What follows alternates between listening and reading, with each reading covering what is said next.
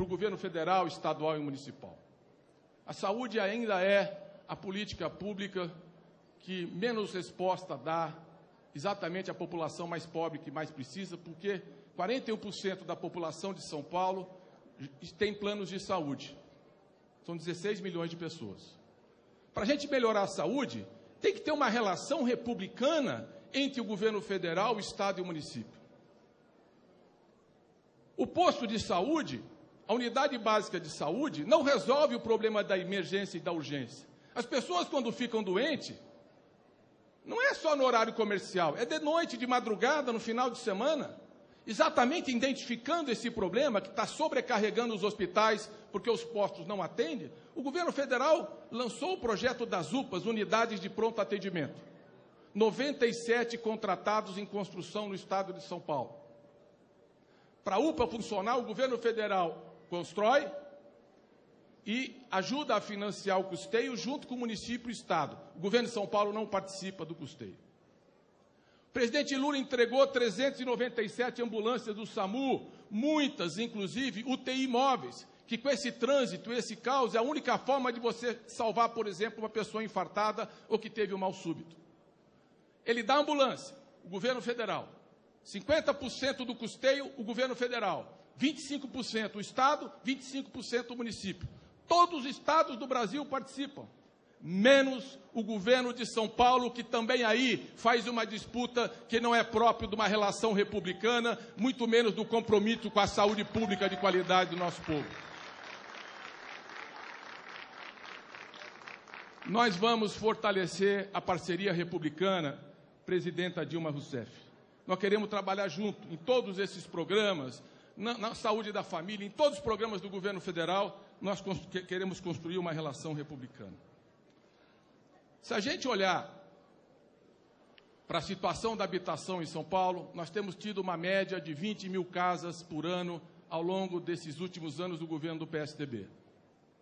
Nós temos só na Grande São Paulo, na macro-região de Campinas, 11% das casas que precisam ser totalmente refeitas ou removidas. A maioria em situação de favela ou cortiço. Nesse ritmo, nós vamos precisar 42 anos para resolver. Ou seja, São Paulo, o CDHU mostrou que precisa de parceria com o governo federal. O Minha Casa Minha Vida já tem 72 mil casas sendo construídas em São Paulo. Imagina se o governo do estado ajuda a financiar o terreno e ampliar esse programa e fazer uma verdadeira parceria. Nós vamos ser parceiros naquilo que é habitação popular. Eu tive com o Emílio, a Dilma estava junto, a Marta também, com o presidente Lula. Nós fomos entregar as casas. E eu me lembro de um rapaz, Cláudio, que na hora que pegou a chave falou, olha, presidente Lula, ministra Dilma, isso aqui não é só uma chave para mim. Eu hoje, aonde eu moro, a rua tem um nome, nunca teve. A minha casa tem um número. E eu tenho um CEP. E ele falou, eu tenho um CEP, eu hoje, CEP, para poder receber uma correspondência e dizer, eu tenho dignidade. Eu tenho identidade, eu tenho dignidade que as pessoas podem hoje chegar na minha casa. Nós vamos olhar a moradia popular, com os movimentos populares, construindo um programa muito mais ousado, porque o presidente Lula me disse uma coisa, o grande sucesso do meu governo é que eu estou fazendo o básico para o povo, que é ter emprego, é ter salário, é botar o filho na escola, é ter o renda mínima, é poder ter uma casa. Esse é o segredo para a gente construir uma sociedade mais justa, mais fraterna e mais solidária. Se nós quisermos olhar para o futuro, nós vamos ter que repensar a política de segurança pública em São Paulo. Não dá para a população e o governo achar que só se lembra da polícia quando disca 190. Aí todo mundo lembra da polícia. E nós, que temos uma tradição de luta, precisamos repactuar a relação com a polícia militar e civil em São Paulo, porque precisa mais policiamento ostensivo. A melhor polícia é aquela que previne o crime e, quando ele ocorre, as delegacias têm que ser reestruturadas para poder responder à população. E, para isso, nós vamos ter que enfrentar a crise do sistema prisional. Nós temos um excesso de presos no sistema de São Paulo de 59 mil presos, além das vagas disponíveis. E a PM prende 2 presídios por mês. Como sair dessa situação? Porque se nós não saímos, tivemos passividade, falta de firmeza, de competência, nós já vimos aonde vai dar o crime organizando, atacando a sociedade, matando policiais, assustando, impulsionando o crack, o tráfico de droga, como a gente vê hoje. Nós temos que separar os presos para o grau de periculosidade. Os que são primários, os que são reincidentes, não perigosos, trabalho e educação para progressão no sistema prisional. Nós temos que aqueles que não precisam ser presos, monitoramento eletrônico e pena alternativa.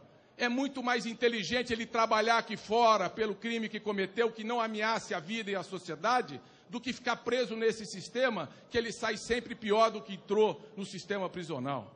Nós temos que reestruturar as prisões e criar uma polícia comunitária, reaproximando São Paulo e valorizando a polícia. Nós fizemos isso com a Polícia Federal. Nós fizemos a Força Nacional, que são exemplo de competência e atitude séria na segurança do Brasil. Eu quero terminar, companheiros, dizendo que eu teria muito mais coisa a dizer, mas não posso deixar de falar do meio ambiente. Nós temos que reorientar a Sabesp, não apenas na relação com os municípios e com os seus clientes, mas na proteção dos mananciais, das águas, das matas ciliares. O governo do Estado tem que ter uma atitude mais proativa na proteção do que resta de Mata Atlântica, no combate às emissões, tendo passos concretos para reduzir a emissão de gás carbônico e reduzir o efeito estufa. Está em toda parte, os vulcões, os tsunamis, os terremotos, as enchentes. Enchentes que eu percorri quase a maioria das cidades que foram atingidas. E o governo federal está liberando recursos, dando apoio, ajudando esses municípios a enfrentarem 79 mortos, mais de 20 mil pessoas desabrigadas. Aonde esteve o governo do Estado num momento tão delicado como esse? Nós queremos trabalhar junto, governo do Estado, prefeitura e governo federal, para atender a população em situação de risco. E valorizar cada vez mais os prefeitos, porque hoje eles estão arcando ônus que não são dele, que seriam gastos do governo federal. E o presidente Lula mostrou no FPM, no apoio às prefeituras, na repactação da dívida do INSS, dos precatórios, que nós podemos ter uma outra qualidade de relação com as prefeituras. Termino dizendo para vocês que eu concordo integralmente com o que disse a Marta aqui e o que a Dilma reafirmou, a nossa presidenta. É extraordinário nós temos hoje a unidade que nós construímos no PT. Nós nunca tivemos um candidato sem disputa, sem prévio. Que eu me lembre, nunca tivemos.